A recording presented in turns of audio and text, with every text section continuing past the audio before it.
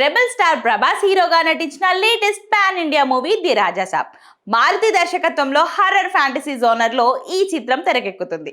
ఇందులో మాలవిక మోహనన్, నిధి అగర్వాల్, రిద్ది కుమార్ హీరోయిన్ గా నటించారు. సంక్రాంతి కానుకగా మరో 3 రోజుల్లో ఈ సినిమా ప్రేక్షకుల ముందుకు రానుంది. ఈ నేపథ్యంలో జోరుగా ప్రచార కార్యక్రమాలు నిర్వహిస్తున్నారు. ఇప్పటికే రెబల్ సాబ్, సహానా సహానా పాటలతో పాటుగా రాజే యువరాజే మ్యూజిక్ బీట్ ని రిలీజ్ చేశారు.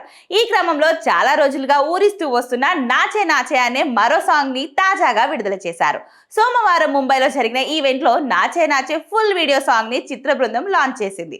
ఇది 1982లో మిథున్ చక్రవర్తి నటించిన డిస్కో డాన్సర్ అనే హిందీ సినిమాలోని అవా అవా కోయి యహన్ నాచే పాటకి రిమిక్స్. దాదాపు 44 ఏళ్ల తర్వాత ఇప్పుడు ది రాజాసాబ్ కోసం రిమిక్స్ చేశారు.